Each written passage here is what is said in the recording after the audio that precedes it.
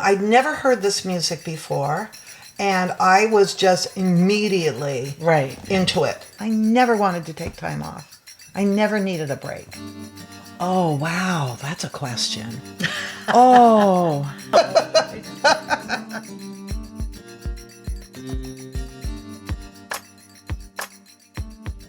What was a nice girl like you taking belly dance classes? You want the story? Yeah, I want the story. Well, I grew up taking ballet and modern dance at Shaw Anderson. Oh my God. Yeah. My Shaw? Yeah. Shaw, right? Yeah, Shaw. Shaw With an L. Yeah.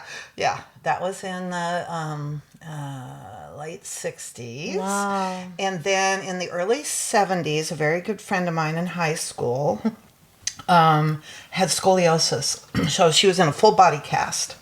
And when she came out of it, the doctor told her that belly dancing might be good for her back. And I went, she told me this. I went, belly dancing? What? I mean, good for your back. And so she asked me if I would go to classes with her in Berkeley on, what was that? University, Bert Balladine's classes. Oh. Mm-hmm. In the Greek, it was a Greek folk dance place right there. San Pablo. Yeah, and I went there, and my mouth just fell open. I'd never heard this music before, and I was just immediately into it. Immediately into it. It just it did something to my Irish background that I don't know. I mean, who knows? And then they had not this lifetime, maybe. Yeah, right. No, it was unbelievable. And so from that minute on, I started taking classes and he came up to me and, you're just a natural. It's like, well, what? I mean, so anyway. That's hilarious. Isn't that? Yeah. Yeah.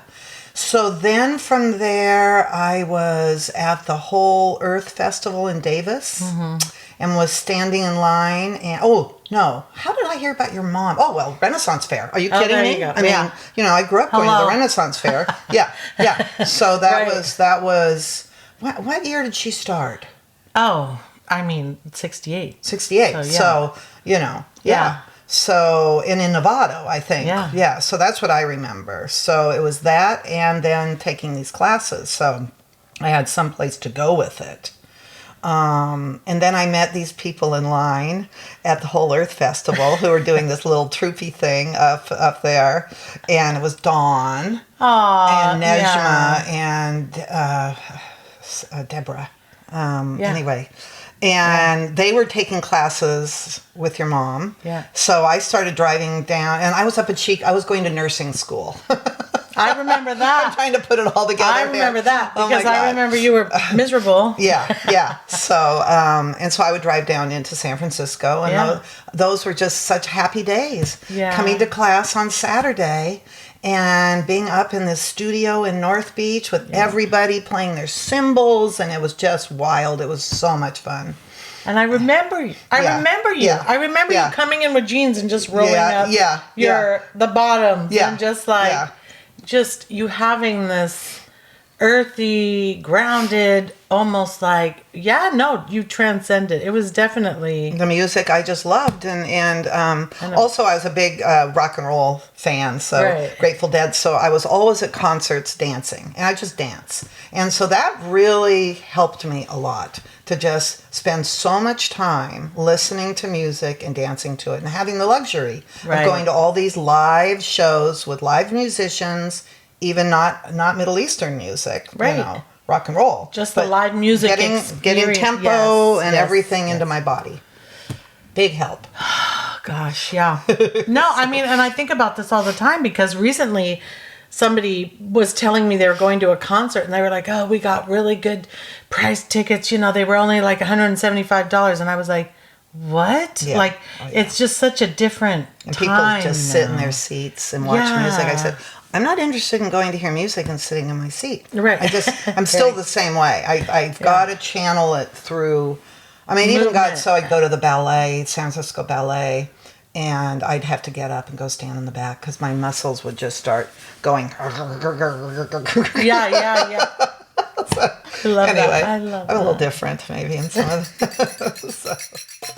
You were never in Bala Knot. No, because I was off doing other things. Right. And also, Yeah. I think there was an era too, like there was this generation of dancers, like, cause I remember, so I was a kid and and so my memory of it is of course a kid memory. Sure. But I remember you transitioned and I remember you were getting your degree and your nursing license, and that was something that was important to you because your family really wanted that for you, that stability. Yeah. Which I totally get. You know, like the Yeah. life of a belly dancer. Yeah, is right. not- Well, I don't even think I thought about the life of a belly Right. dancer. I mean, I was not. I just liked to, I just loved Yeah. it. Well, and and then I remember this shift, and you started working at the nightclubs in San Francisco. So when did that transition? So I'm thinking, because I know the moment it happened. Your wanna hear mother this. brought in a woman who had just gotten back from Egypt. I don't think she was working there. Her name was Najwa or Nadia. I only saw her that one time, so she wasn't. And she came in and she was really elegant. And she brought in some music. And she played it. And I just went, what? I mean, I don't know. It was music I'd never heard before. Right. Because what was happening, or at least what we were getting in this country, was so different. It was so more of the folky songs. It was all and stuff. folk. Yes. Which I loved. I mean, my first dance was to Turkish tribal music. Right. I loved it. But I heard this and went... Big. It was huge. I mean, and it was just... big bands And most people... Yeah, big band. Most people listened... I remember this because nobody had the reaction I had. And I just was like, and I wasn't interested in being glamorous. I was no hippie, but this whole thing, I could just see. Oh, wait, what is this?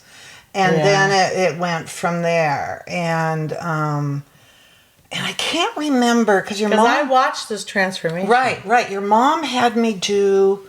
I think that was right at the beginning of choreography. So, and I was involved with that, doing choreography for your mom, teaching choreography, because I don't think I don't think there was choreography being taught per se.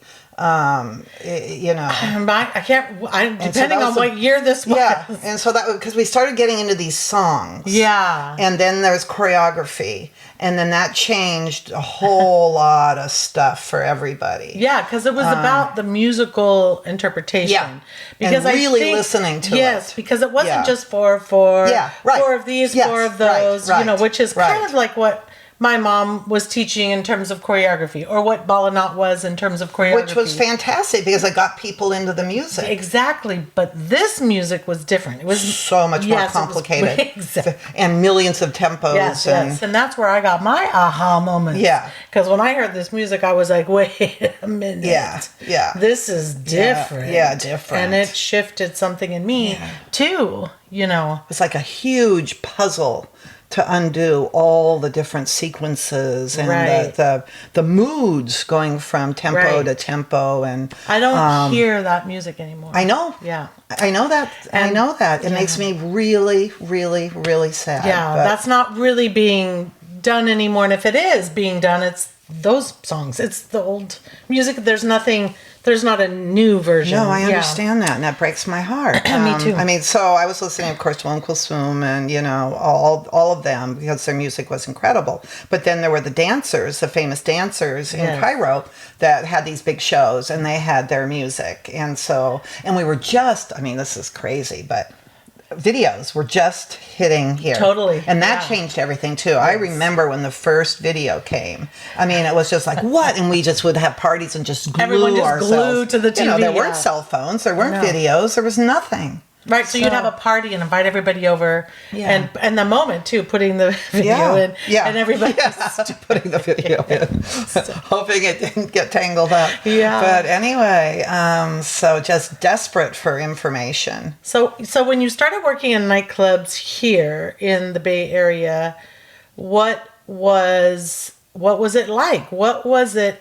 I mean, you went to the Middle East, but what was it like for you? Well, but no. So I went to the first time I went to the Middle East was 1978. I went over with the Grateful Dead, who played at the Pyramids. Right. So we stayed at the Mina House. But I took my friends out, and we went to this big show where modern troupe was performing. Mahmoud Reda. Yeah, Reda troupe was performing. You know, it's like, okay, well, great. And huge orchestra. Right. And I met the drummers and, you know, it was just so much fun. And I'm off doing this. Everyone else is hanging out at the Mina house. And because, I mean, I couldn't believe what Egypt felt like. And I'm going to these nightclubs. And this is the late 70s. This was 1978. And I remember going and seeing Shushu Amin, who I ended up working with later, you know, in this costume with beads, which was beads. Nobody wore beads. No. Everybody here was wearing coins. Right. Well, so. Because you were either a coin dancer or a bead dancer in those days. Yeah. But this was even So anyway, So that was the first thing of Egypt, and then I decided I was in nursing. What happened? Can't remember. I was a nurse working as a nurse in San Francisco, and I decided to audition at one of the clubs on Broadway, the Casbah, and it was basically 2 or 3 musicians on stage, a drummer and an oud player. Maybe you get not even a keyboard in those, nothing, right, nothing really. And so it was tough. It was just songs. It was folk songs. Right. Which was what it was back in those days. Yeah. So in this country is what it was in those days. Incredibly thankful for the experience, because what it gave me is I got to work 4 nights a week for about 5 hours straight. Right. I mean, we did 4 shows. Right. And so you can't replace that kind of experience of just being on stage, getting your feet on the wood, and playing your cymbals, and just doing everything and just doing it. And it was just basic show, but just putting in the hours. So fortunate to get that. Yeah. They don't have that anymore. I know. Anyway, and then. What happened? How did I find about LA? Oh, your mom, Suhailasalimpour, called my friend Gail, which she wasn't my friend. I didn't know her. Yasmin, who was working as a professional dancer in Los Angeles, called her up and said, I have a student who wants to come down and work in Los Angeles. Can she stay with you? And Yasmin said yes. She didn't know me. Let me come to her. And she also really didn't hang out with your mom that much, so it was so nice of her. So I went and I auditioned in the club that she worked in. I got the job, and I started working in these clubs in Los Angeles. And they had a different kind of band. And the music was that music I'm talking about. Yeah. So there'd be like 5 or 6 musicians. Yeah. That was different in LA. And it was dancer, and you have an opening piece. It was a complicated piece just for dancers. Right. And then there'd be a little slow, kind of fun little medium piece. And then there'd be some slow music. And then there'd be a drum solo with a fantastic finale, and it was incredible. And so I got to do that night after night after night. So that's how everything changed. It was like 1981 at this point. And then those Egyptian musicians that I worked with in LA and on Broadway went to London because they were opening a big nightclub called the Barracuda. And they asked, and I was working as a night nurse. I mean, I was like full time at St. Francis Hospital here in the city, a post ICU nurse. And they said, we want you to, come to London. And I went, yeah, okay. I mean, of course you did. Of course I did. Of course you did. I got to work there, and then it just went from there. It was incredible. So. And they took care of me. I mean, they were just so lovely and really liked working with me and helped me. So, well, there was something different about when you danced. And I remember, my mom had a lot of students that transitioned from being a student to working in nightclubs, because there were nightclubs, right? There was, of course, the Casbah and the Baghdad, but there were also Greek clubs, and there were there were Greek clubs. And then in the early 80s is also when Moroccan restaurants started to open up, and so then there was that option, even though they weren't necessarily in San Francisco, they were moving to the suburbs, for the more suburb experience of the Middle East, right?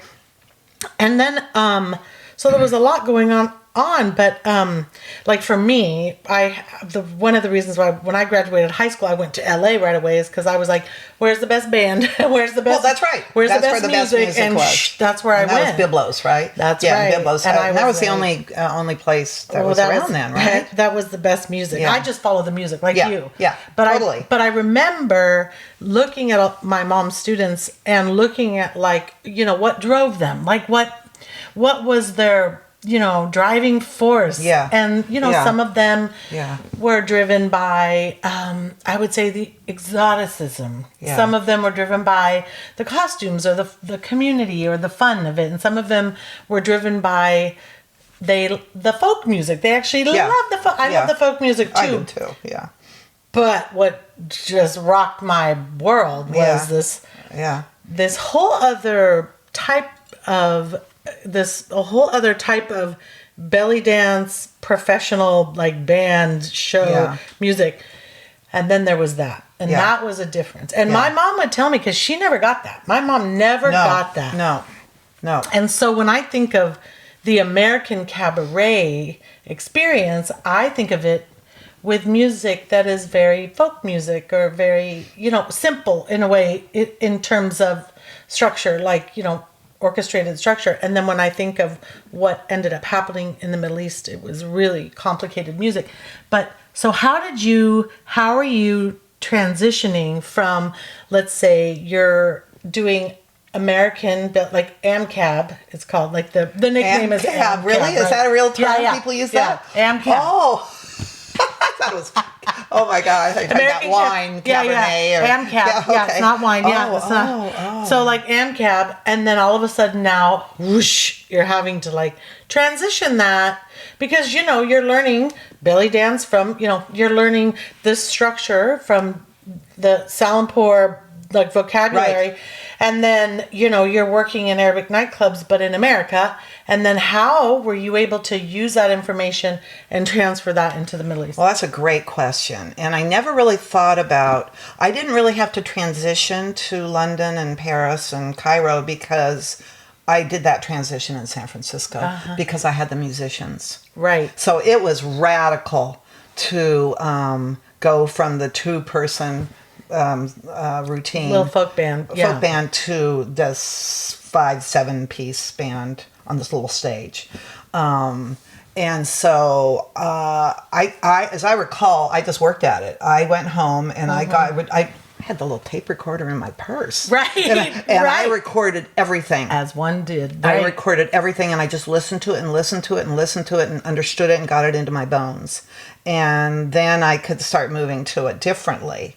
And there'd be parts where, because the Salimpur method was really, it was just the base of everything. It just gave me the strength. They didn't want finger cymbals so much, please, but, just in certain parts. Right, right. There were guys, who play finger cymbals. They were hired into the band. Like, yeah. have at it, because then I Right. could free my hands, But anyway, Yeah. so there were things that were different, but I just worked at it myself and looking at the videos that started coming in too. Yeah. And it was interesting because your mom started sending me students who were raised in the Broadway nightclub scene who wanted to switch and couldn't figure it out. They couldn't figure it out. No, and they couldn't. And I remember teaching them and going, I wasn't trying to be rude. I really wasn't. It's like, but you need to go back to the very beginning and how you step, because it's just a whole different way of placing your foot on the floor.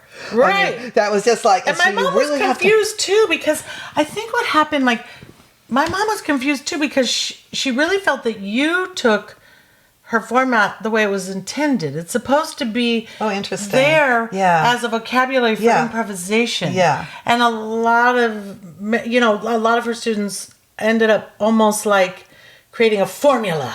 That's right. That's And right. That's my what mom was like, happened. no, there's Yeah. not a formula. This Yeah. is you still Yeah. have to Yeah. interpret the music. Yeah. Yeah. Yeah. That's, I've taught people that didn't have tempo. No tempo. that's tough. It's That's so right. It's tough. yeah. But with that kind of music, you could almost make it work by devising a choreography that would, show off how they could get around the stage without worrying about the tempo as long as they stuck to the choreography.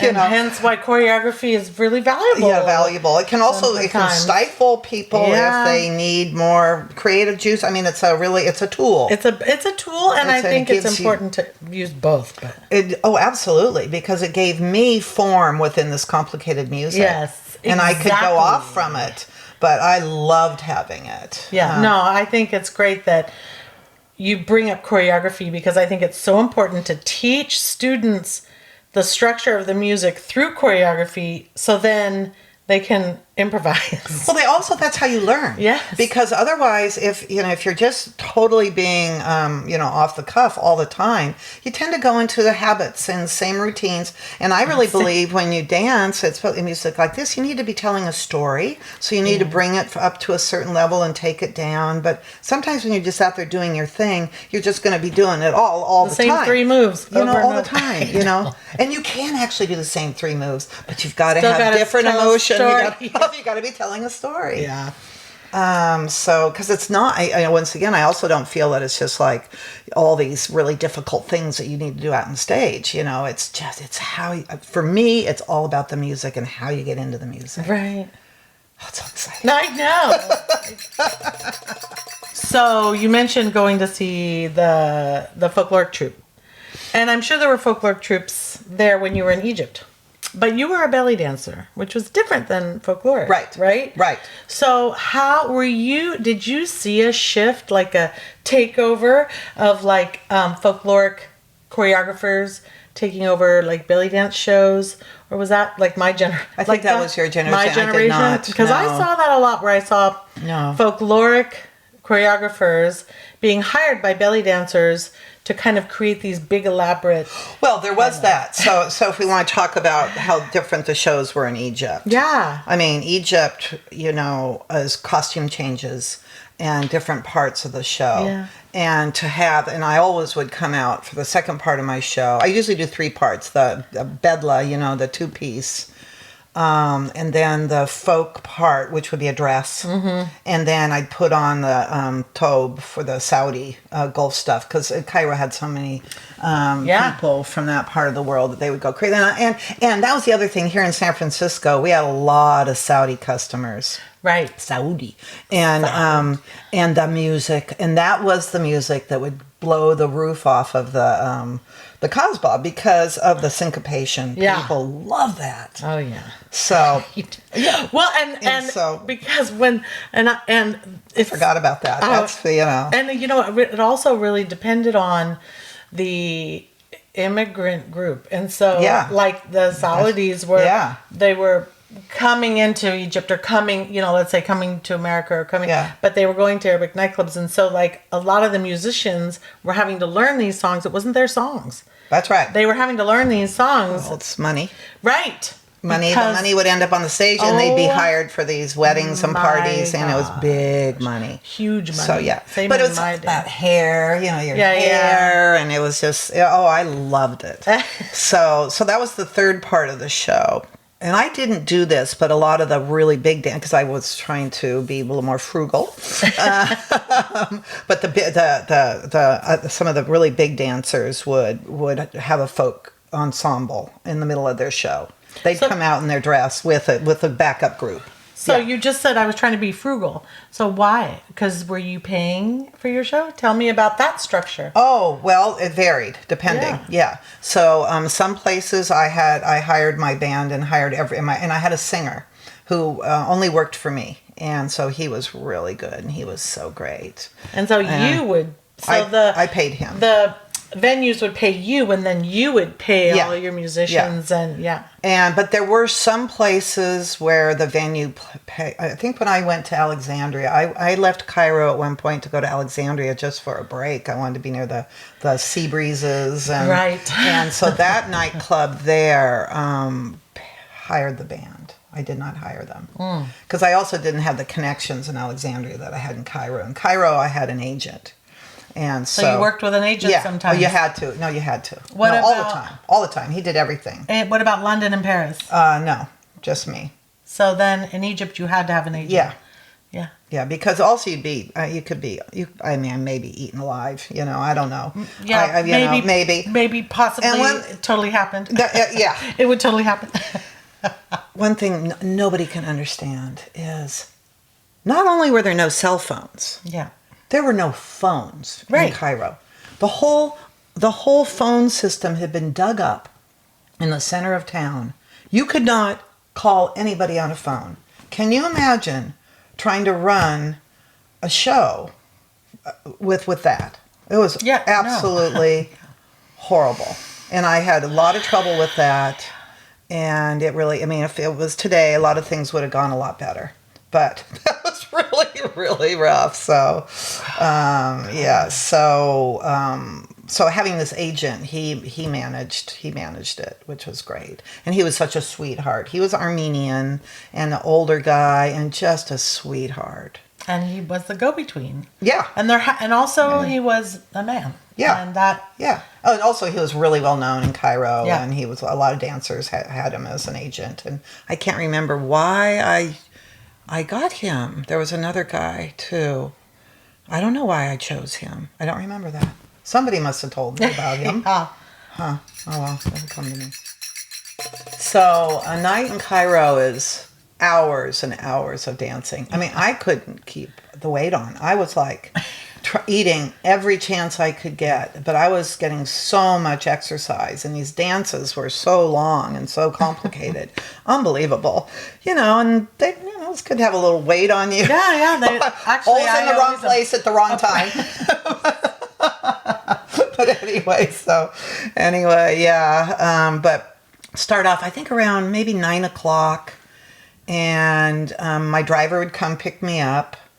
That was later. The early days, I would just take a taxi to where I was going, and there were the nightclubs on Al Haram Street, the Pyramid Street, that I guess have burned down, which is really just heartbreaking. Yeah. And or a hotel, and a lot of those hotels, they don't have shows anymore.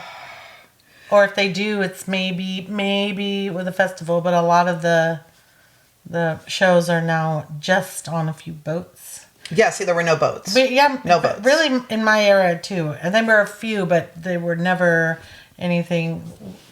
I wasn't dancing on boats. Yeah, well, there weren't any, so I don't, Right.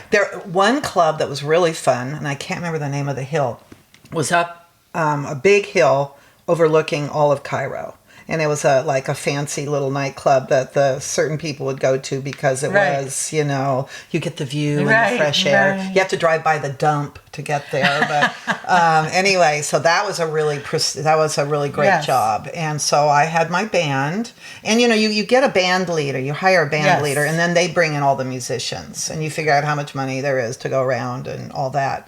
And then from there, I'd go to maybe a couple other nightclubs. And you have your kind of the prestigious job in the middle. Maybe it just depends on timing because it was nonstop dancing. Right. I mean, I remember coming in a nightclub on Al Haram Street, and Naga Fuad was coming on right after me. It's like, what? I want to stay and watch her. Right. No, gotta go to the next job because you got to feed the band. So they need as many jobs as possible. I would have been fine with 2 a night, but So you just keep going. Keep them going. And so you did like how many clubs a night? Maybe 5. Yeah. Yeah. And each show was how many hours? Oh, well, it would depend. In Cairo, they were pretty set. I mean, I'm thinking an hour. Not bad. Not bad. I can't remember. Because I had less. My shows were like 2 hours long. Yeah. But I would do like 3 shows a night. Right. But they were like 2 hours. Yeah. But that was like... Yeah. And you're trying to get to the next job, and you're. Well, I'd have to double check that because I don't really. It would depend on what was going on and how much we could put into the show. When I was in Alexandria, I didn't go as many places, so those shows were long. And my singer would really do a whole thing. And right. Then they wanted me to sing, and it's like, are you kidding me? You do not want me to sing. That's so cute. Yeah, it was cute. Well, and they were. I saw Nagua Fuad sing in her show. Oh yeah, that's right. That was amazing. Yeah, she was really something. Yeah, she was, and so I would sneak in to see them whenever I could. Go to the the big hotel shows if I could. But anyway. And what I loved about it back in the day is that the Egyptian families were there. They were Yeah. there. Oh, yeah. The Yeah. people were Yeah. there. The families, Yeah. the kids, the And the three big generations. hotels, not as much because they were so expensive, but the nightclubs, yes. and some of the nightclubs maybe looked a little seedy, but they were great. Yeah. And They were sometimes really fun. oh, so much fun. Are you kidding? Yeah. Yeah. Well, plus you're closer to the audience, and I Yeah. like that. Some of the clubs on Pyramid Street were just gigantic. When I worked in L'Auberge, I worked in a few L'Auberges. There was one in London. There was one in... You're doing so well because I can't remember a lot of the names of the places. I know. I know. Crazy Horse, too. That Crazy was the Horse. one up... I worked at a Crazy Horse in Alexandria, I think was Crazy Horse, and one up in Cairo, the one on the hill, I think was Crazy Horse, because that was a famous nightclub in Paris. Right. So they would name them after that. Oh God, you're so good about that. I wish I had written this stuff down. I didn't. I never thought that I was gonna have to remember all this stuff. I was like, I'm just working. You know, I didn't think about documenting. Yeah. Because that was also what my mom did. You know, and that's so I right. wasn't thinking about that. I was like just dancing. My Yeah. mom was, supposed to do all that. Yeah. I mean, I have to tell you that I don't know if my mom would be able to understand or fathom what has happened to the dance right now. Oh. Because I don't think I can fathom it, Suhaila. Yeah. I mean, I just can't believe that. People want me to go on trips to Egypt because there were certain things. I was working all the time, and I didn't get to do as much as I wanted to. Right. And I went down to Luxor, but I didn't get to go to Abu Simbel. I have dreams about Aswan and Abu Simbel. I don't know why. I want to go there, but I think it's going to break my heart because when I was in Egypt, it was fun, and the people were fun, and they weren't wrapped up, and they didn't want anything to do with that. And I mean, they're still fun. But everything's very political Funny, right now. yeah, And it's a little different because I feel that there's not as much music, and when the dancers, I don't think have the same access to the potential to have bands, and so you don't see these bands, you don't see this orchestra, and if you do, it's very rare, and it's just an orchestra. It's not a dance show. Like we were seeing these orchestras every night, multiple nights, and it's not like that anymore. Yeah, it's not like that anymore. So, is it considered more scandalous? Because I'm wondering if it's just not an option for, women. It was considered not, you didn't want your daughter to be a belly dancer. Right. In my time either. Yeah. They knew when they figured out I was American, it was like, fine. It was like, that explains it. Well, it was just like, put me into a different kind of group. Yeah. Perfect. Because it is a caste system. Yeah. And people talk about, because there's this whole thing, everybody's worried about cultural appropriation, which love that so much, but there's a confusion, there's appreciation and appropriation, right?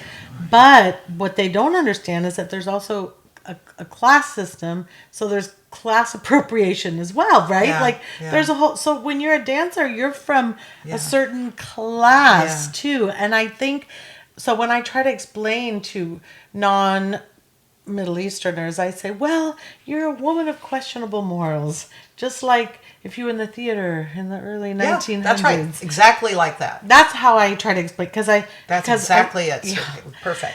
I'm like, no shame. Hey, do what you got to do. And Well, dancers and musicians. Musicians were low class. Totally. In Egypt. And, a friend of mine and here, even inside the class, there's class. So, Well, if you're a drummer or if you're an oud player, but if you're a violinist, well, that's Western. Yeah. So, of course, it's through the the colonialized, right? Yeah. So if you're playing more of the traditional musicians, that's lower class.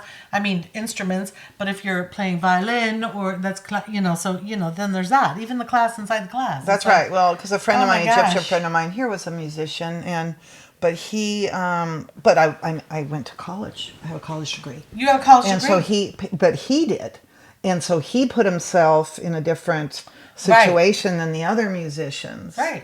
who were Well, just musicians. Right, and they're musicians, but I would never play for a belly dancer. Oh, well, because that's you low know. class because they're Yeah. real musicians, Yeah, right? right. And so then the musicians Yeah. that play for belly dancers are even in a different class than the musicians that only play for singers. Yeah. Right. So then Yeah. we even have that class. No, within no, the class that was going on in of my the day class. too. Yeah, yeah.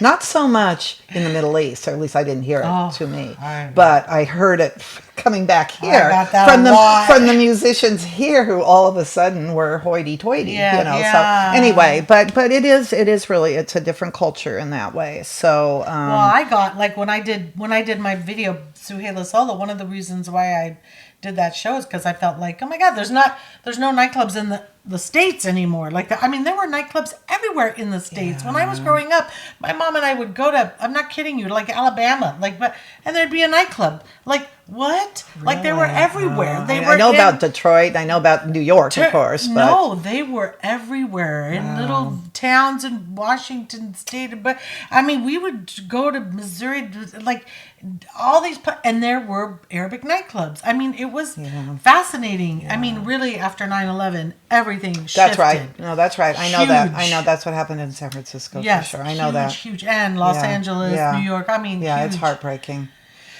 But everything went, underground. Like all of the music and the families and the partying and the celebrations, went underground. And Music's so important to them. it is. to them it's more than key. our culture. I mean, Oh, I yeah. mean, it's huge. Okay, so what styles of music were popular in your show when, like, what was emerging in your time? Like, what were you dancing to? Well, I mean, okay. So I did get my own music written for me, and I hired when I was in Alexandria. That was a certain step you needed to take. Yes, that was a to big have your deal. own music. But this is pretty funny. So, I had this music and was using it. And By the way, where is this recording?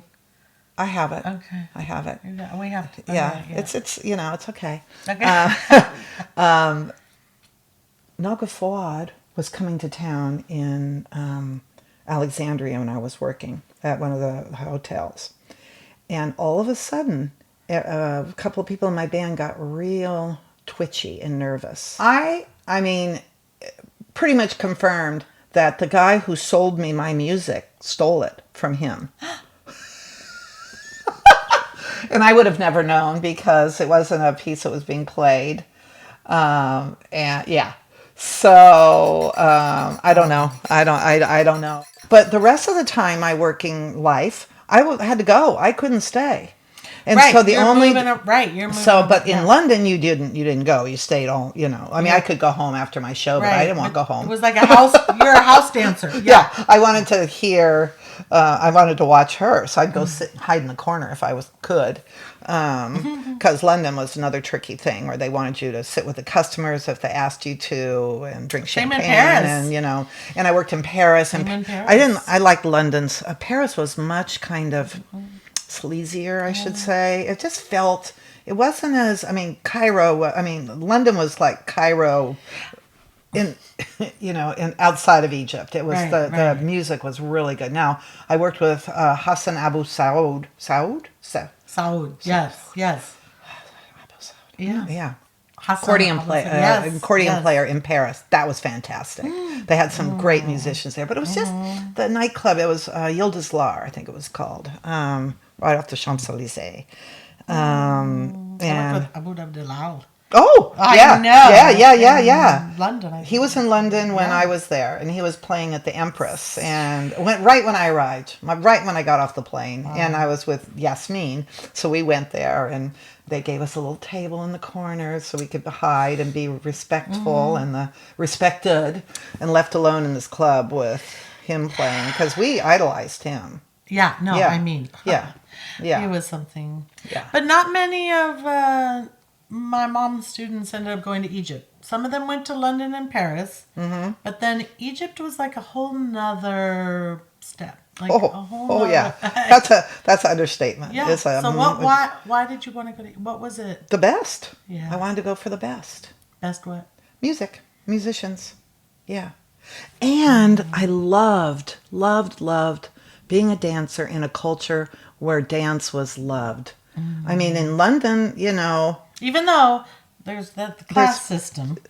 Oh The yeah, but it was dance still. Oh, was they like treated the me so well. They were right. so nice, and I was danced at all these baptisms and everybody. There's always a dancer. There's always a dance. Not so And- much anymore. Yeah. Not so much anymore. Recently, actually, a friend of mine, a very close friend of mine, who's a very famous Egyptian family, but his niece are getting married, and no, they don't want a belly dance. It's like nah. It's like And I'm like, wow, things that like you would have never not had a belly dancer and every kind of events. Every single circumcisions. event. They No, just just in I case. mean, yeah, Just in case. yeah. It's good luck So because is, it's like yeah. I mean, I'd be on Yeah. stage and they'd hand me their Yeah, baby, yeah. and you're holding the baby Yeah. and taking photos, Yeah. because you are, isn't that- this vessel. You're representing that's this really tradition. really wonderful, Suhaila, that you say that. I love that, and that was why I liked being there. Yes. Because I felt like it made sense. Yeah. And literally, when I came back to America and people would ask me to go to parties, I mean, I just couldn't do it. I just didn't want to be I had Arab trouble too. parties. No, it was hard for me, okay, yeah. but I just didn't want to be seen as this kind of I know it was hard for me. what's the word? It's not oddity, but kind of, I don't know. It's just not. Well, it's changed. It has changed because in our day, you were deeply embedded into the culture. Yeah. It was like it was a daily ritual Yeah. and a part. Yeah. And now you are even, and I feel this even when I've been in the Middle East where it's different because there isn't the same, in my opinion, pride. So yeah, and I think also because I remember the first time I was asked to go work in Egypt, I was asked to go work in a disco, and I was, and I was What like, year was this? oh gosh, this was like late 80s. And they had discos, right? And then Right. they would Yeah. bring in a belly dancer Yeah. to dance to it. Yeah. And I was like, no way. Yeah. Yeah. Why would I ever, like go to Egypt to dance in a disco when I'm working here to 6 musicians So in that was my first job. Was in a disco at L'Auberge downstairs because I didn't have my papers. And so I couldn't be, yes, yes. and No. I couldn't be seen. I forgot about the whole paper thing. Maybe My agent maybe that was got, the thing. so I did get my papers. I have Yeah. them. I love, I they're just so love cool. And I went through and gotta got have your papers. officially worked. And then I could go Even now. upstairs in the big club. But there's something about the disco downstairs Yeah, that yeah. was off limits to the law. Well, and that's what I was So, afraid. Yeah, exactly. yeah, yeah. And that's what I was afraid of. Yeah. I think I was like, I don't know about Oh, this. that's where I worked. The Shushu Amin was down there working. So because this was Shushu was down there too? This was a fancy nightclub. Okay. All right. And Maybe I should have L'Auberge, done it. you Maybe I know. should Well, have it done it. depends on the place. Well, But yeah. anyway, so then as soon as I got my papers, I was upstairs. There So you go. I was no more downstairs. So. Yeah, I know we're downstairs. But it was, for it was a you. nice little, because as soon as I got Yeah. there, I was able to do that. So And it's interesting what money can do. yeah. Because, you can get Yeah. papers overnight with Yeah. money. Yeah, I don't. Well, I didn't do it that way. I didn't give any money. And No, I don't- you didn't. I mean, It's maybe good. my agent was doing a little baksheesh. I don't know. Yeah. I mean, probably. That's how the whole country, it all goes around. They support each other. He described going into the, what's it called? There's a... The minister So it's not of the something? Muhammad, that's the dip I make. Oh, It's right. anyway, it's the big building. It's the big official The building. Ministry of something, yeah. something. Yeah, yeah. And you go in, and there was literally, he walked in, he said there were stacks of files Yeah. on the desk. Yeah. Piles of them. Yeah. And this guy, when he went in to get my papers, he just stuck his hand in the middle of this file and pulled out my file. I mean, Yeah. they know where things are. Mokaram, I don't know. Anyway, so I did learn a little Arabic when I was there too, Yeah. so I could talk with my band, Yeah, and that was you great have to too. survive. Yeah, it was great. Oh, no, yeah. Also, you have to know when they're talking about you. Well, yeah. That's important too. yeah. They were so nice. I They were know. so nice. I have to tell you that Oh. I never once, I don't know about you, but I never once ever felt scared, felt No. danger, No. felt in Egypt. No. I felt like Egypt was really in the Middle East, so safe, so loving, so welcoming. So, I mean, I left my wallet in a taxi cab. and the guy came back and found me and gave it to me. Yes. I mean, what? No, I know. Yeah. And I was living alone a lot of the Right. time. So in Alexandria, not in Cairo. In Cairo, I was in a house where a woman was kind of overseeing everything, which was probably a good thing. Yeah. But No, the people. yeah, people so nice and so much fun. And they didn't know what I was when I showed up. They thought maybe I was Turkish. Well, you're confusing Because because I you're was- this like. Well, I'm tall. I was no, tall too. I'm not shaped like they are. But you're American. You have Yeah. this education. Yeah. Like, like for me, I had a different situation because they would look at me and go, "You're not American," and I'd Yeah. be like, "Well, I'm first generation," and they'd Yeah. be like, "Your name?" Well, yeah, yeah, and then they'd go, "Okay, well, your mom is." Oh yeah, no, because I was their class. Yeah. Right, because I'm the Right. daughter of a belly dancer. Right. You can't Yeah. get a lower class than that. I just Jeez. fit right in. Oh, Yeah, oh. I didn't go to college, no education here, at that point. I mean, now I have a degree, but at that point, wow, I'm just checking all the boxes, right? And and then, they're like, sure, you're American like this. So I didn't get any of the passes that you got. Oh, interesting. Another thing that I got a pass on, which I didn't realize till later, it was kind of like, duh. Somebody did a magazine article on me. And I guess he was talking about me being a nurse and getting my Right, history. right. Because I can't read it. I was Yeah, looking at the right. pictures. The manager of the club that's knew hilarious. about me. Yeah, Knew about my we gotta scan my those. nursing Yeah. background, which So you can gave include gave these me clips huge in this respect in their episode. eyes. Right. Yeah. Okay. So what are we good? What did feel dangerous to you? Did anything? There were a couple moments. I mean, I remember working in London with Egyptian dancers. She had a knife in her boot. Yeah. That was like, oh, wow. I felt like the other dancers were the scariest part too. Yeah, Yes. and once when I was working in Yes. Cairo, and I was at a nightclub on the river, and I was sitting with my agent and somebody else. I was kind of protected back in the back corner, and somebody, I think it was another dancer, and one of her musicians came and sat down next to me, and he put this chunk of hash next to me. Oh gosh. And I just went, no, nothing. I said no Oh, thank yeah, you. And yeah, so, yeah. but I took it. I don't know why. And I get in the taxi cab to go home, and there's a policeman right behind me. Oh yeah. So I opened the door as we were pulling over and dropped it on the ground.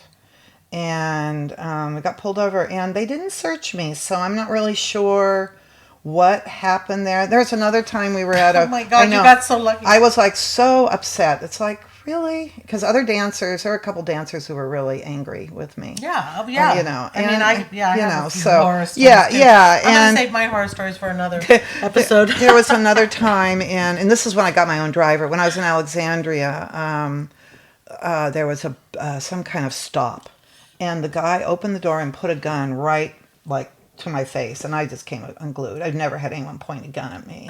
And he was just checking to make sure there wasn't nothing, I don't know what he was checking for. And so after that, the nightclub hired me a driver and a masseuse. Oh, hey, same person or two No. different Oh, big Nubian woman. She was incredible.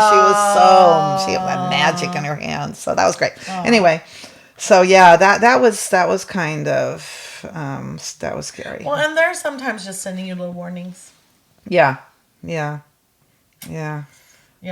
because I felt that too. I felt like there were some jobs I could take and some jobs I couldn't take. Yeah. And if I took the jobs that were you just knew the jobs you couldn't take because those were like stepping on the toes of certain relationships and connections. Yeah. And you just had Well, that's to good. understand And I didn't know that the necessarily. sensitivity of. But I remember these dancers. I can't remember her name. It's just well known in Cairo. She came up. Oh, I had this job in Alexandria that I had it was my place. It was like a really fancy restaurant.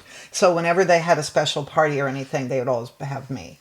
So there was something, which was really nice. And that's why I ended up with the one video I have of me. Because there was a fan apparently who was there all the time filming me. Oh, I love And that. right before I left, I don't know how he knew I was leaving because I barely knew I was leaving. And he gave it to me. because I never filmed. I was like, No, nope. we didn't do that back You know, then. well, I don't you did. No, You no, that did. was You no. were so good about that. No, that was different. I Yeah. didn't film my Yeah. nights in the club. No. I had professional video shoots Oh. that didn't capture what Yeah. was in the club. Yeah, and actually this didn't capture it either because this was a restaurant. And so it was great, but it wasn't the rock out No, it club wasn't scene. the club. So I'm but at least I have that. But If I had known, you know, I know. No, me too.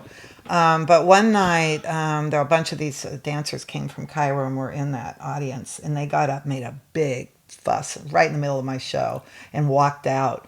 And the musicians were out of their minds. They were so happy. They said, you just got the biggest compliment they could have given you. Right. They were like, right on. So it made me feel like, oh, well, that's great. Okay. Yeah. So, But no, they weren't very nice. you know, yeah. Yeah, they weren't. Yeah, it's different. I mean, Mona was really nice to me, so that's they're fine, not but- really supportive of each other, so I think Yeah. it's kind of Yeah. unusual for Yeah. them to think like, oh, Yeah. you know, like we're really like Yeah. you're there to praise them because they're not thinking that. And the other thing that is important probably for this recording is for people to know there weren't many foreign dancers there. No. So it was like Now really it's a mostly novelty. foreign well, that would, dancers, I mean, yeah. I don't mean to insult anybody or No, insult I'm myself or yeah. anything, but you know, I want to see Egyptian dancers. Yeah.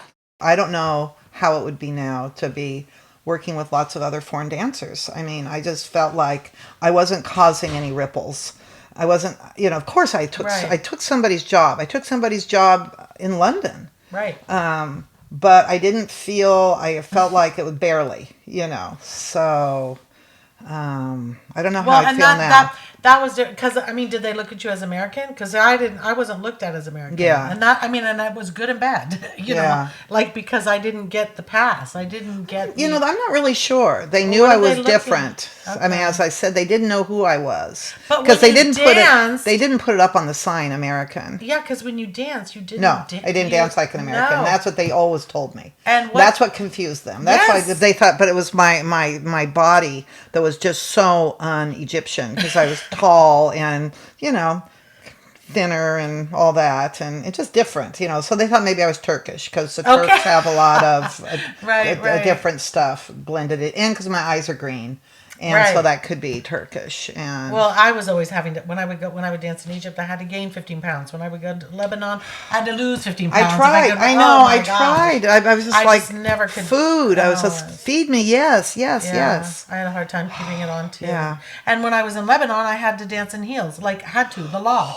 Yeah. Oh, was the no, law? No. That's what Well, I was. I had to wear the stomach covering. Yeah. Which I hated at first, and then I got so used to it. I don't think I could have ever done without it. You know, it's And kind of I like didn't. yeah, it was against the law to dance without your stomach being covered. Well, and in my day, it just depended. Like one week we had to have our skirts, you know, mid thigh. The next week it was right below, you know, right below the knee. Well, and it would be week by week. So we'd be like, "What's the rule this week?" And it would just depend on whatever was happening. And it was just, but the religious law was the stomach covering. Well, the stomach covering up until a came certain from the point. Russian ballet dancers. Yes. Who came when they That built was the Aswan when they Dam. built the Yeah. high dam, and they came and there were a lot of that's where ballet got into Right, it, right. and that's Loving where that Retta Troupe. colonial shame, Yeah, loving yes. that colonial, and they did, and yeah. they shamed them They shamed them and They sure put the did. net on, Yep. and so well, and I mean, don't get me started. Because that's the whole folkloric thing too. It's like the folkloric is okay, but Yeah. don't call it belly dance. Yeah. Because they really just kind of wiped out all the belly dance moves. Yeah. It's really modern dance. I Yeah. guess, but it's Yeah. really washed out and maybe a little bit hip, but it's not really what we call. because like when Fifi would do her folk stuff, I mean it was folk. You know, she wasn't Yes. doing modern dance. No, she wasn't doing Nagua did a little bit. folkloric. You know, Nagua got into that. and a what little we bit. call folkloric and other non-European Western Yeah. dance forms is different Yeah. than what we call folkloric in Egyptian. Yeah. You know, so Right. it's really Yeah. been kind of for me because I don't. Yeah. And then when you look at the people dancing, the people from the Middle East, they're not doing folklore. Yeah. They're getting down. They're getting down. They're belly dancing. Yeah. When you look at the parties, I haven't heard any of this division. I mean, this was not, yeah. you know, because as I said, when I was there, it was actually when I left Alexandria in 85. And That's when I went. right, and that was just when, and Alexandria is more conservative than Cairo. But I remember this restaurant I told you about. These women came in and their faces were out, but they were all wrapped up, and they had in like this beige kind of thing, and with gloves. Oh, And it was like their hands couldn't show. And I went, what is this? Yeah. And it was just the beginning. So I got out. Yes, I just the beginning of the because that wasn't going on. And Well, I didn't see. I mean, I started going to Egypt in 1980, and you didn't see anybody under the veil No. or the hijab at No. all. But I mean, there's a whole nightlife now. Totally, Yeah. even with the yeah, whole. yeah. I would say, that kind of regime. I don't know how. But it's not including really nightclubs and. So I mean, that's the thing. musicians If I go to and Cairo, I mean, if I'm going to go to Abu Simbel, which I'd love to do, I want Right. to go out and hear music. I mean, Yeah, I try know? when it's See, not then going to be that's like it was that's in our that's days. just not okay. I I mean, know. because it was so important to them. So what happened to all those people who that's their life and that they Exactly. love? Exactly. The creative ones who it's. I mean, what are they doing? Exactly. Barefoot. I always dance barefoot. Occasionally, you'd get a dancer who'd wear little slippers. Those little. Oh kind yeah, of- those little. I don't know. I couldn't dance in those myself. No. I had a hard time dancing in heels. It was bet. I really can't rough for me. I imagine. didn't like it. I mean, I'm my mother's daughter. But then when I came back after working in the Middle East, there would be some times where I would put my dance company in heels and myself in heels. And mostly it was, I think, because we were doing like the Vegas show review. Yeah. So it was like that Yeah. vibe, Yeah. you know. God, I we can't were even doing imagine. I watch, the singers Yeah. dance Yeah. in heels. It's like, wow. Yeah. Wow, it's incredible. Because I used Okay. to practice walking around the house on the balls of my feet to get my feet Yes, really strong. Right. Well, and that's what I would do too. Even when I was in heels, I never Yeah. let the heel hit. Yeah. You try There to you go. So keep up on the ball of your feet. Well, I remember when I was in high school, I used to write you in Egypt. you did. I wrote you, You like did. You all did. the time. You did. I had your little prom picture. That's how I remember. I tried to remember how old you are and were, and because I would remember, okay, well, she must have been 16 then, and so Yeah. because I remember that little picture, and I prom missed you guys picture. so much, and your mother would write me in Egypt, and I would just covet her letters, and Well, she kept every single I know, letter and you wrote. gave them to me and showed them to me, and I saved read them. She saved them. I saved them for you, and then I read them once. when she passed away, I sent them all that to was you. so nice. And the thing that was sad about those is that I wish there was more details on the show and the music and all the stuff that I really remember. That's what I remember. Well, you were just going through it emotionally. I was lonely, Yes. and that came through. Because there's no cell phones. Yeah. There was no Zoom. there was no Skype. and We were so lonely. yeah, I try to explain yeah. this to people. Yeah, and The so loneliness that is came through in beyond. my letters. Yeah. The loneliness. Yes, and they did. I met a whole group of people up in Alexandria through the American consulate up there. Mm. And that was really fun. And they were like, this one family was half American, half Egyptian, so that was an interesting thing. And so Right. they were kind of in the, upper crust of Egyptian society. And they would come to nightclubs. They didn't care. They could do whatever they wanted because they have money. Right, right, So, right. and they just thought they just loved it. How So, fun, yeah, right. so that was really fun to meet them. In Cairo, it was harder. I would go out just to get some sun and go to what was that? That beautiful old palace. Oh, I where know there was exactly. a pool. Yes. It was a country club. I Isabella think. and I went to that Yeah, pool recently yeah, too. yeah. We were the pal. Yeah. Now I'm paying for it with my skin being in the sun. Like, oh. They had a beautiful club. Yeah. In that palace. No, gone. All gone. Empty. And And people you're would just know like, me what? because Like, Cairo, this gigantic place, but in the entertainment world, people would yell out the window at me when I'd walk Yeah. down the street. They knew who I was. Yes. And in these clubs, Yes. that was like the Gezira Club and places like that. I'd go there, they would know me. And so that was weird. I know that's fun though. Yeah, oh, it was. I mean, it was. I was on billboards, and that's really weird. Me too. 'Cause you're Billboards. like, And yeah. you know what? I rolled up a billboard that I Where had in is Cairo. it? I don't know. Stop it. I think it's in my attic, and I've looked for it because I have a picture Stop of it. it. I have a picture of it, And it's incredible. Me standing next to this billboard that they took down for me and rolled it up so I could bring it home. I shipped it home. So why did you leave?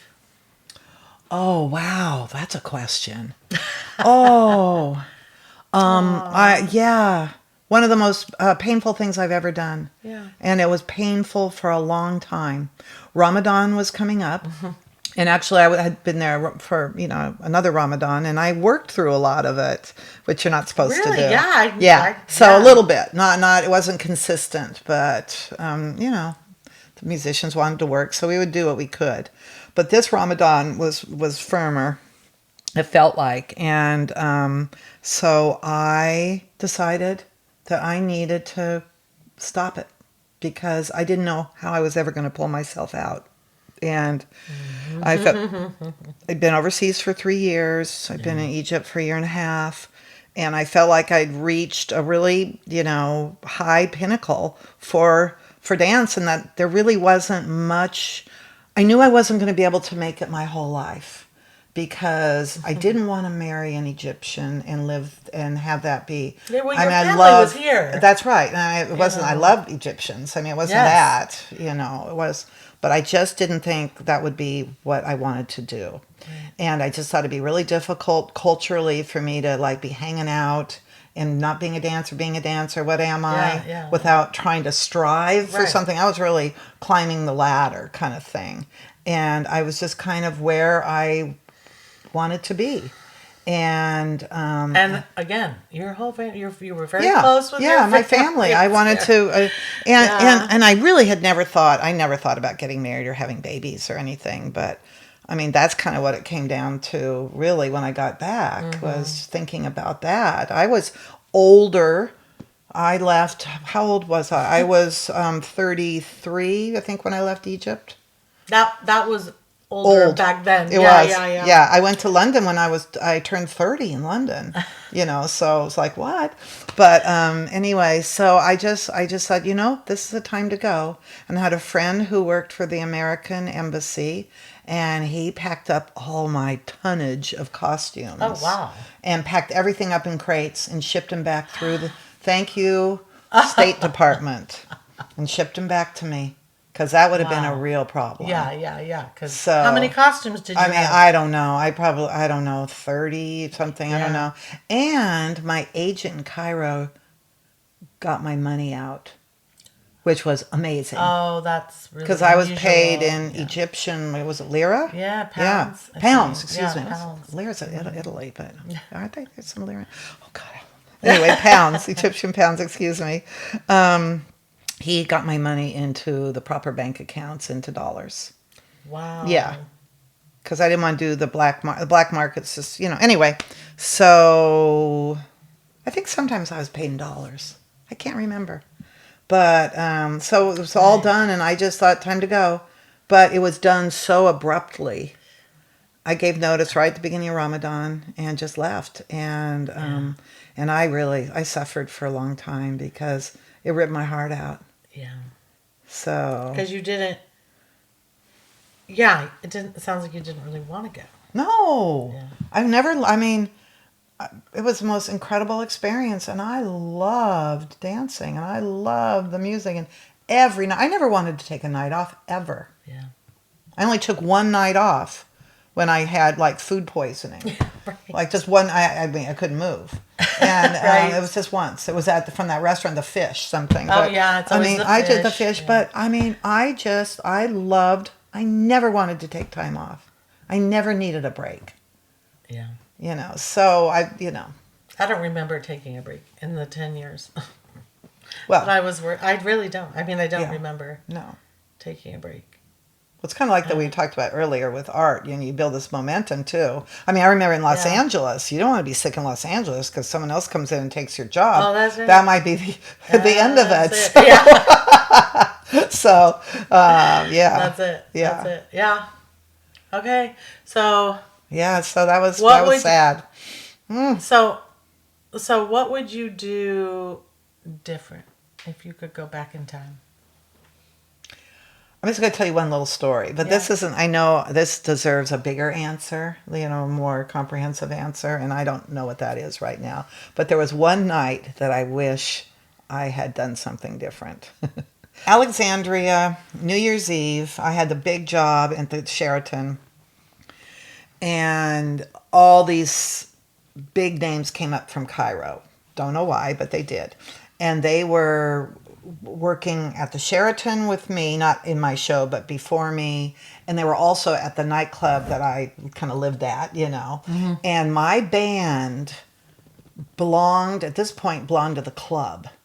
So I did my show at the club, and then this band played for these big singers there. And then we all went over to the Sheraton for my show over there. Right. And things were backlogged, and there was problems. Somebody's band hadn't showed up, and they couldn't put me on. My band had to leave and go back to the nightclub. And this is along the Corniche in Alexandria. And it's New Year's Eve, where everybody throws their furniture out the window New Year's Eve. I mean, seriously dangerous driving. You can't even drive. Right. And you can't call anybody to find out. Right, And no so cell phones. I waited at the Sheraton, and they never came back. The whole ballroom, hundreds and hundreds of people waiting for me to come out. I was like, can somebody just go get them? I mean, nobody could drive. They couldn't get out. It was a nightmare. And if I could have somehow figured out a way to get them to get the communication that they needed to come, you got to come back. I'm not leaving. I'm waiting for you. They thought I was gone. Oh my God. So finally at like 6 a.m, place is still full. Right. I come out and dance to a cassette that I had or they pulled out. And it went off really well, and blah, blah, blah, and everyone still had a really good time, but I was really upset. Because he was just sitting it was awful. And I'd been advertised and Yeah. And I came in the next day and just lost my mind in the club. And I think the nightclub owners got a kick out of it, me reaming these musicians. Yeah. Well, I mean. But they wanted to come. I don't know they just thought I had gone home. Why would you have gone home? I don't know. Anyway, so. Oh, there. Yeah, so who knows what happened. Wow. I know. Anyway, so that's what so then I wouldn't have to sit and beat myself up about that still. No, I don't know what I would have done differently. Everything else went pretty amazing. And thankfully, I got in right when the getting in was good. Yeah, I feel the same. I feel like as you were leaving, I was just arriving. Yeah. And I caught it at the end of the end. But I don't, even students of mine that went and performed in the Middle East after, totally different experience. Yeah. Like, totally different. Yeah. Yeah. And what would you tell a dancer today that wanted to go and dance in the Middle East today? What advice would you give them? I wouldn't be able to give them any advice because I just can't even comprehend. Why would you go? Where are you going to dance if there's no place to dance? So it's the boats? Yeah, that's... And how is that for dancers? I think that there's... Are they treated okay? I don't know. Yeah. I know that the dancers that were my students that worked on the boats, they had their musicians, but it was small bands. There were like 5 musicians it's different. I had a 13-piece band. Exactly. I had 18, I think 25 at some point, piece bands, and it was all about the music. So I wouldn't dance to cassettes. Like, no. Why? No, absolutely not. And it's different. It's different now. And are all the dancers, are there any Egyptian dancers? There are some. On the boats? Yeah. Yeah. And some, it's just really different. Yeah, it's rough, yeah. And the audience? I think that there is a mix, but it's not the same cultural relevance and importance. Yeah. Huh. Oh. I know. And this isn't to, I just, anybody who wants to dance, do it. But, it's hard. So what about now? Do you dance now? Do you listen to Arabic music now? I mean, it was Suhaila. I'm going in for the kill. I mean, it was such a big part of your passion, your life. Yeah. Like, do you listen to what's No, happening? because this is very hard to explain to people, but I love it so much, and I listen to the music, and it's painful to me because I love it so much and I miss it so much, and I don't know what to do with all that energy and emotion. So, as I tell you now, I am going to try to bring that back into my life and maybe dance a little bit and just try to enjoy it Like and at not home for yeah you. it just works me up so much Emotionally? yeah, emotionally, and I think that's why did so well, because the Right. musicians would tell me Right. they loved how I loved the music, and they knew that I knew the music, and they were really surprised because they said a lot of dancers didn't care about the music. Not so much, or You know? or it was they liked it. They liked liked it, but it, it but it wasn't really truly what motivated them. Yeah. Like they didn't really have the same Yeah. relationship Yeah. like you did. Or, Yeah, and that's what I just loved. I mean, the costumes, all that was so much fun. But that wasn't. No, that was that's just it, a yeah. side act for me. It was just getting that music just right with the right musician, and Yeah. and being able to move to it now. I mean, God, paralyzed probably. No. It's there. Yeah, it is. I It mean, is. I think like for me, I love doing what I do. I love being able to share and Yeah. teach Yeah. this, dance form.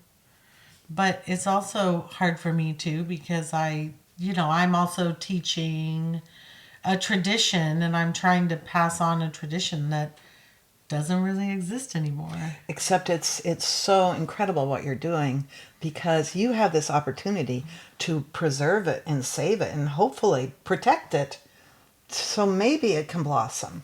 I mean, I'm don't trying. you think? I'm trying. I mean, why not? And at the end of Why every not? class, at the end of every class I teach, I say, "Thank you for allowing me to share my culture with you." Yeah. Yeah. Because it means so much to me to have this Yeah. shared. And I feel like there's a new generation right now Yeah. that really cares, and they're really interested, and I feel very hopeful. Yeah. And they really want to understand the culture and the Yeah. music. Yeah. And it's different than I've ever Yeah. felt before. Oh, good. Yeah.